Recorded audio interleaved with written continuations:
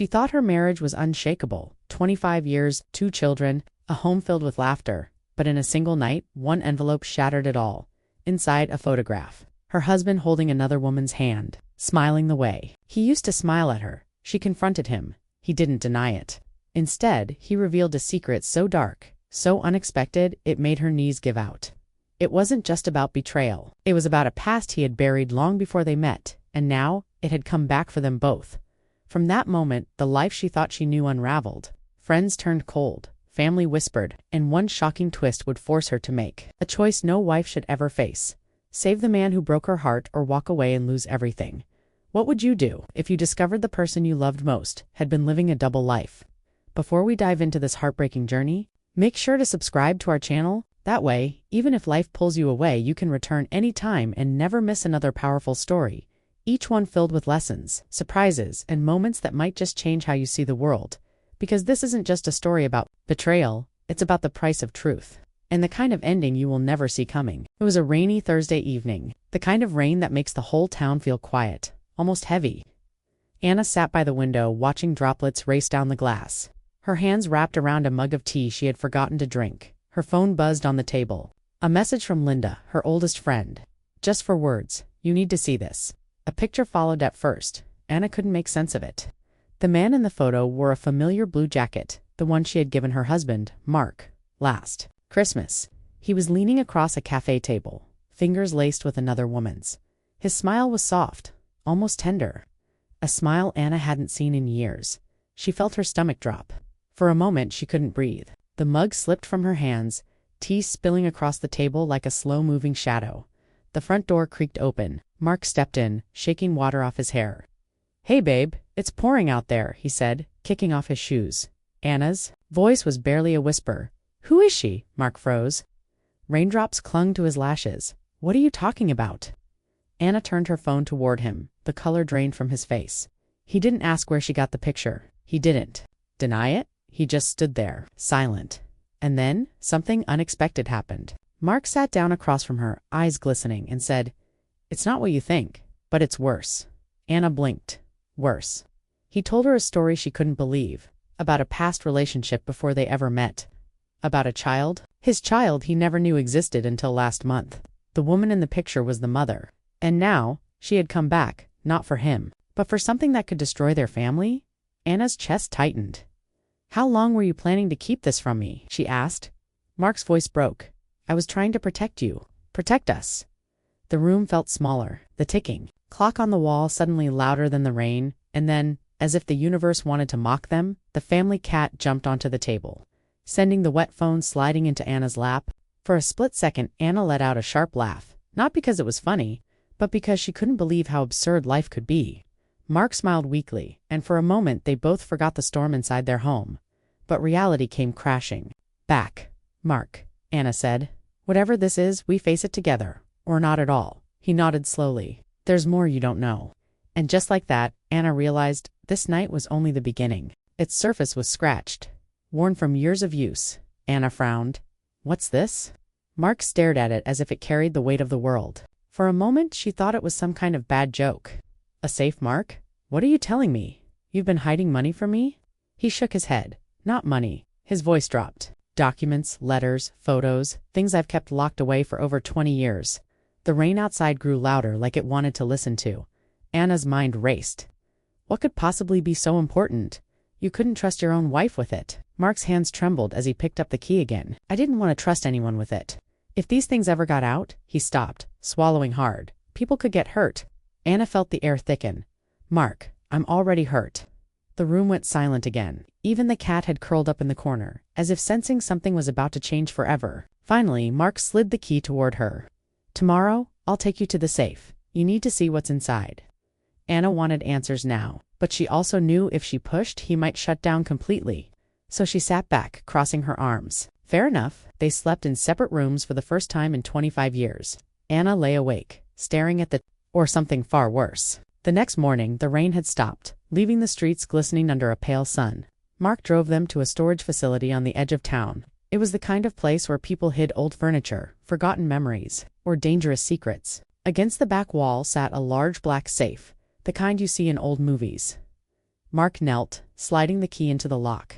The click echoed in the quiet space. He hesitated, then opened the door. Inside, there were no stacks of cash, no glittering jewels, just a stack of weathered envelopes, a small leather-bound journal, and a baby's knitted blanket, pale yellow, edges frayed. Anna's breath caught. Whose blanket is that? Mark didn't answer right away. He handed her the journal, read the first page. Anna opened it, and her eyes fell on neat handwriting, dated June 14, 1998. If anyone ever finds this, know that I never wanted to leave her, but they said she wouldn't be safe if I stayed. Anna's hands shook her. Who's her? Mark. Mark took a deep breath. My daughter, the one I never told you about? Anna's knees nearly gave way. You already told me about a child last night. This isn't the same one. 2 secrets. Her voice rose. How many more are there, Mark? Before he could answer, a noise came from outside the storage unit. Footsteps, slow, heavy. Mark quickly closed the safe and locked it. Anna, we need to go now. They stepped out into the hallway and saw a man in a dark coat, standing at the far end, watching them. He didn't speak, just smiled faintly, and then walked away. Anna turned to Mark. Who was that? Mark's jaw tightened. Someone who knows what's in that safe, and someone we should be afraid of. And suddenly, Anna realized this wasn't just about betrayal anymore. It was about danger. Anna's heart was pounding as they stepped into the cold morning air. The man in the dark coat had vanished, but his smile, that small, knowing curve of the lips, still lingered in her mind like a shadow. Mark, she said sharply, you're not driving us home until you tell me who that man is. Mark glanced around the parking lot before unlocking the car. I don't know his name, but I've seen him before twice. Anna slid into the passenger seat, slamming the door. And let me guess, you didn't think to mention this either? Mark started the engine. The hum of the motor filled the silence until he finally spoke. The first time was outside my office, about 3 months ago. The second was at our anniversary dinner. Anna turned toward him slowly, her eyes narrowing at the restaurant. When you went to take a call, he nodded once. Guilty. Anna let out a sharp laugh, but there was no humor in it. Perfect. While I was sipping champagne thinking you'd booked the table early for romance, you were probably having a parking lot chat with Mr. Creepycoat. Mark's lips twitched in a brief, almost embarrassed smile, but it faded quickly. He's not just some stranger, Anna. He knows about her. Anna crossed her arms. You mean your second secret daughter? Mark's knuckles tightened on the steering wheel. She's not a secret because I wanted her to be. She's a secret because if certain people knew she existed, they'd come after her. The words sat heavy between them as they drove. Anna stared out the window, watching the town blur past. The bakery on the corner, the bookstore she loved, they all looked the same, yet suddenly felt foreign. How long do you plan to keep running from these people? She asked. Mark exhaled. As long as it takes to keep her safe. Anna's voice softened, though her anger hadn't left. Then we find out who he is. We stop pretending. If there's a threat to this family, I deserve to know. They drove in tense silence until Anna spotted something in the side mirror. A black sedan. It had been behind them since they left the storage unit. Mark, she murmured. We've got company. He checked the mirror, his jaw tightening. That's him. Anna's pulse quickened. Well, he's not exactly being subtle, is he? Mark made a sudden right turn into a quiet residential street. The sedan followed Dana, gripped the dashboard. Okay, either you lose him, or we're calling the police. Mark took another sharp turn, then another, weaving through narrow streets until finally pulling into the parking lot of a busy grocery store. The sedan drove past without stopping. Anna exhaled shakily. Do you think he bought it? Mark shrugged. We'll find out soon enough. Inside the grocery store, they grabbed a cart and pretended to shop. Anna tossed in a loaf of bread. Mark picked up a carton of milk. It would have been almost funny if her stomach wasn't still knotted with fear. Then Anna noticed something in the next aisle, a slip of paper tucked between cans of soup. It wasn't there by accident. She picked it up, her fingers trembling. On it was a single line, written in neat block letters. You can't hide her forever. Anna's breath caught. She turned the paper toward Mark. His face drained of color. Without another word, he took the note, crumpled it, and shoved it into his pocket. Let's go, he said, his voice low. They left the store quickly, neither of them speaking until they were back in the car. Finally, Anna broke the silence. If this man knows so much, maybe it's time we know something about him too. Mark looked at her, eyes searching. You mean, follow him? Anna nodded. If we're the ones being hunted, maybe it's time we become the hunters. And as the car pulled out of the parking lot, Anna realized this was no longer about simply uncovering Mark's lies. It was about survival and finding out how deep this trail of secrets really went. Tom Jenkins had lived in Willow Creek his entire life. At 72, he'd seen neighbors come and go, businesses open and close, marriages bloom and die. But nothing had prepared him for the knock on his door that morning. He shuffled from the kitchen, coffee mug in hand, and opened it to find the man in the dark coat, the same man Anna had seen outside the storage unit. "Morning, Tom," the man said smoothly. "We need to talk about Mark." Tom's grip tightened on the mug. "What's this about?" The man stepped inside without waiting for an invitation, tracking mud onto the worn rug. "You and Mark. You go way back, don't you?" Tom's eyes narrowed. "Since he married Anna. He's a good man. Or at least I thought he was." The man gave a short, humorless laugh. "Good man. Let me tell you something. Mark isn't who he says he is. And if Anna knew the truth, she'd run as far as she could." Tom set the mug down carefully, resisting the urge to throw it. "You've got 2 minutes before I throw you out. Start talking?" The man reached into his coat pocket and pulled out a folded photograph. It was old, the edges curling, the colors faded. In it, a younger Mark stood beside a woman Tom had never seen before. A child clung to Mark's leg, a little girl with the same green eyes Tom had seen in Anna's kids. "This was taken 19 years ago, the man said. "The woman, she's gone. The girl, still alive, and Mark's been hiding her ever since." Tom felt his stomach drop. "Why?" "Because," the man leaned closer, "she's not just his daughter. She's connected to something much bigger, and that connection is dangerous." Tom stared at the photo. He'd known Mark had his secrets. Everyone did. But hiding a whole child. That was another matter, the man continued, his tone almost casual, like he was talking about the weather. "There's a group looking for her. They've been looking for years. If they find her, well, let's just say you don't want that on your conscience." Tom leaned back in his chair, rubbing his temples. "Why are you telling me this? Why not go straight to Anna?" The man's smile returned, thin and deliberate. "Because you're the one she trusts. And if this blows up, you'll be the one she turns to. Consider this a friendly warning."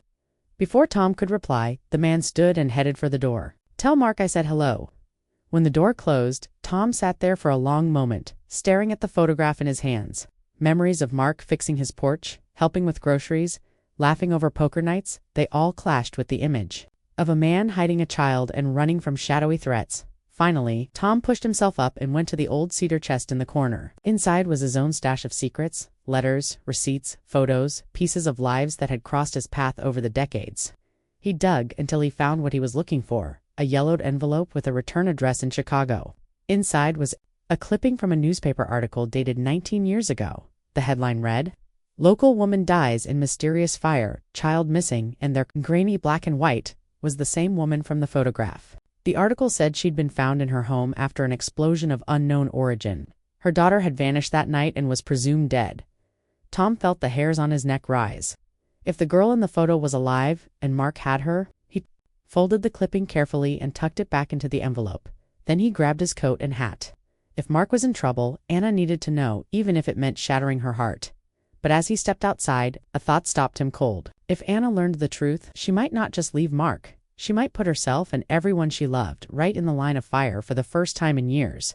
Tom didn't know whether telling the truth was the right thing, or the most dangerous.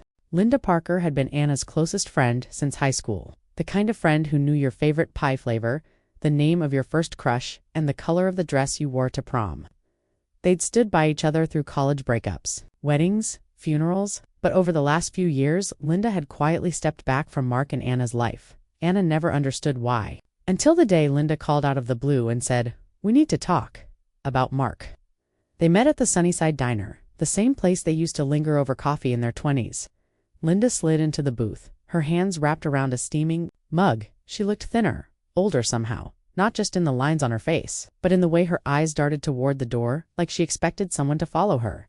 Anna leaned forward. "Linda, what's going on? You've been avoiding us. You never even came to Lily's graduation." Linda's lips pressed into a thin line. "I had my reasons." She took a long sip of coffee before adding, "Anna, I've been keeping something from you. Something I found out years ago, and I thought staying away was the safest thing. For me and for you." Anna felt a cold knot form in her stomach. Safe from what? Linda's gaze softened, but her voice was firm. From Mark, or rather from the people connected to him. Anna shook her head. "This is insane. Mark is my husband. Linda, cut her off. He's not the man you think he is." The first time I met him, something about him felt familiar. I couldn't place it, until one day when I went to the library and stumbled across an old local history display. She reached into her bag and pulled out a wrinkled photocopy of a newspaper article. It was the same headline Tom had read in his living room. Local woman dies in mysterious fire. Child missing. Anna's breath caught. Why do you have this?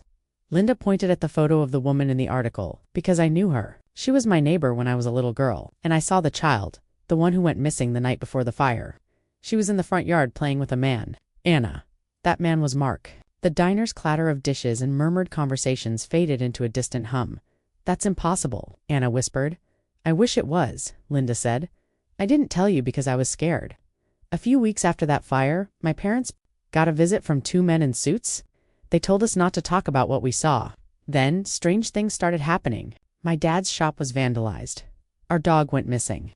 My mom got sick. We moved away not long after. Anna's throat tightened. Why? Tell me now. Linda hesitated. Because the same men came to see me last month. They asked if I'd seen Mark. They said they were looking for the girl. They looked older, but their eyes, cold as ever. Anna's hands trembled. Do you think the girl is alive? Linda nodded slowly. I think she's been with Mark all along. And if that's true, then you're in the middle of something dangerous. Anna tried to process it, but her mind flashed back to the storage unit. The old key? The safe? Could it be true? Could her husband have hidden a child for 2 decades? Linda reached across the table and squeezed her hand. Anna, listen to me. You have to be careful. Don't confront him directly. Don't let him know you're onto him. These people, whoever they are, they don't play fair. Anna managed a weak laugh, though there was no humor in it. Linda, you just described my worst nightmare. The waitress came by with the check, interrupting the heavy silence. Linda smiled politely, then leaned in and whispered, There's more, but not here. I'll come by your house tonight after dark. Bring that key you told me about. Anna froze. How do you know about the key? Linda's smile faded. Because it used to be mine. Anna's pulse pounded in her ears. What are you talking about? Linda stood, dropping a few bills. On the table, I'll explain everything tonight. Just make sure you're alone. As Anna watched her friend walk out, she felt the air shift like a storm rolling in from miles away. Whatever Linda had been keeping all these years was about to crack open. Anna wasn't sure if she wanted to know what would come out.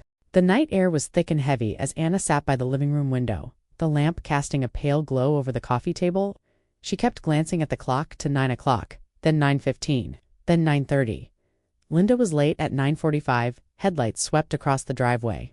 Anna's breath caught. She stood ready to open the door, but when she did, it wasn't Linda. A tall man in a weathered trench coat stood on the porch, his hat pulled low. He looked to be in his late 60s, but his eyes were sharp, scanning. Every shadow he held out a small envelope. You're Anna, right? Anna hesitated. Yes. Where's Linda? The man's jaw tightened. You're not going to see her again. She's gone. Anna's heart dropped. Gone. What do you mean gone? He didn't answer. Instead, he pulled something from his coat pocket. A small brass key identical to the one Anna had found. In the storage unit, Linda wanted you to have this, he said, and she wanted you to know. Mark owes a debt, a very old debt. Anna took the key, feeling its weight in her palm. Debt to who? The man's lips pressed into a thin, grim line. 2 people you don't want to meet. People who collect in ways you can't imagine. And now, they're looking at you. Anna's knees went weak. I don't understand. What does this have to do with me? The man sighed, stepping closer. Mark didn't just borrow money. He borrowed safety protection. And in return, he promised something he didn't own: a life. When he couldn't deliver, they started circling. That's why Linda disappeared. She knew too much. And if you're smart, you'll stop asking questions. Anna shook her head. If you came here to scare me, it's working, but I'm not. Walking away, the man's gaze softened, almost with pity. That's exactly what they count on. He turned and started walking toward the car. Wait. Anna called after him. Who are you? He paused at the end of the driveway. Someone who's already paid. Then he drove off, leaving Anna in the silence of the crickets and the faraway hum of the highway. She locked the door and sat back down, staring at the 2 keys. Her mind kept looping on one word. Life. Whose life? And what could be in that safe that was worth more than money?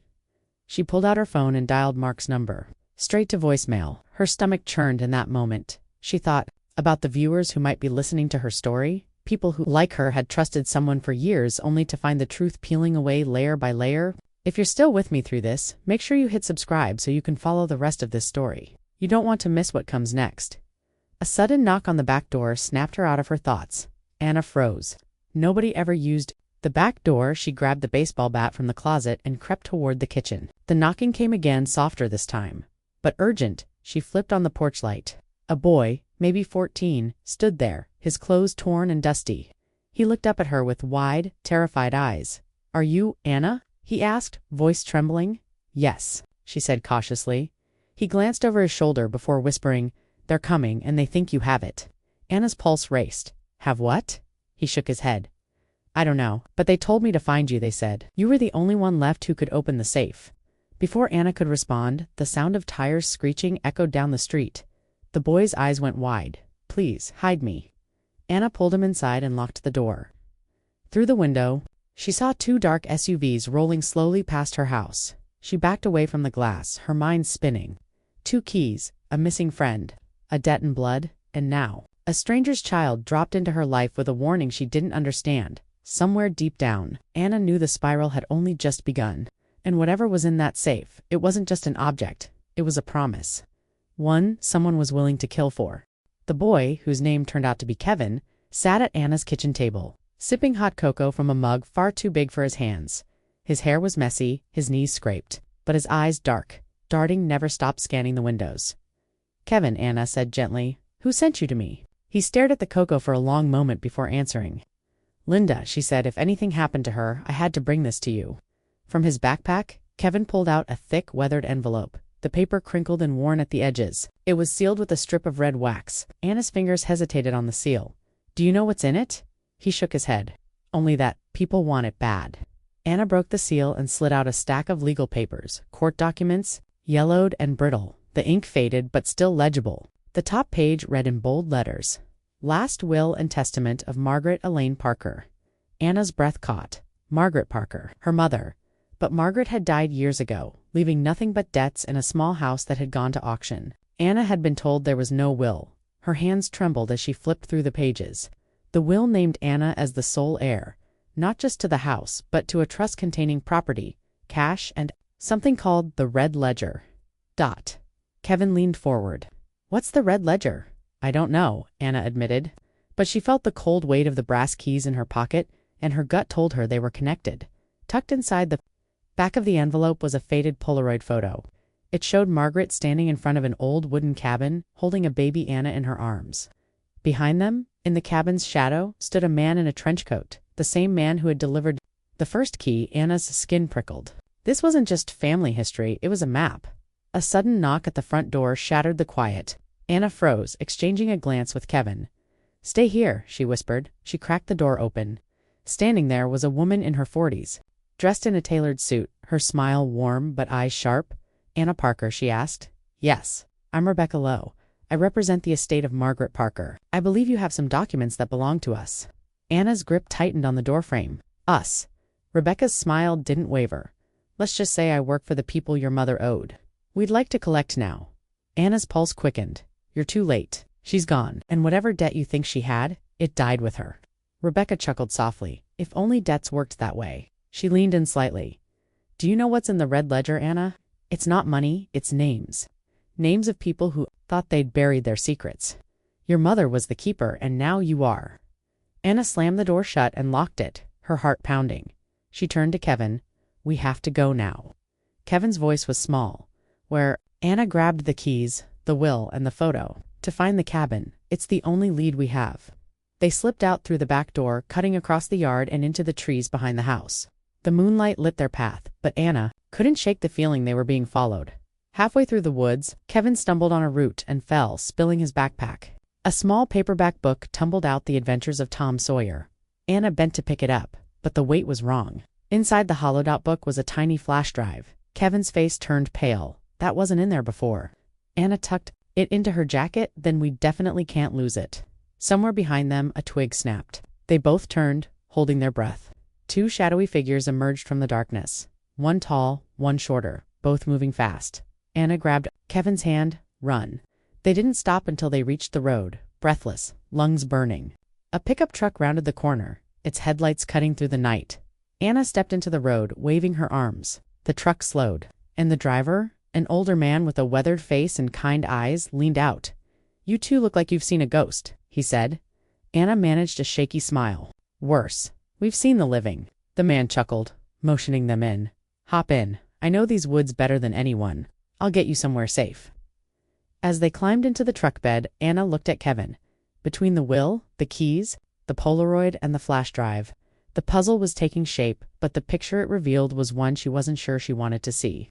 The pickup truck rumbled along the winding back road, the moonlight spilling across the hood. Anna sat in the passenger seat, clutching the envelope, while Kevin huddled in the back, eyes darting between the trees. The driver introduced himself. "As Hank, your mama and we were neighbors once. Long time ago, I heard she passed. Shame." Anna studied his face in the dim light. Something in his voice felt rehearsed. "Did you know about the cabin?" Hank's hands tightened on the wheel cabin. "Can't say I do." But minutes later, without directions, he turned onto a narrow dirt path that led straight to it. The cabin looked exactly like the Polaroid weathered wood. Sagging roof and a single lantern flickering inside. Hank parked and tipped his hat. "This is as far as I go." Anna's suspicion deepened, but Kevin was already halfway to the porch. She followed, the brass keys heavy in her pocket. Inside, the air smelled of cedar and dust. A large iron safe stood against the far wall, its surface cold and rough. Anna tried the first key. Nothing. The second click, the safe door creaked open, revealing a leather-bound book, deep crimson, edges frayed. The red ledger, her hands, trembled as she opened it. Names filled the pages, each paired with dates, locations, and short notes. Politicians, business tycoons, judges.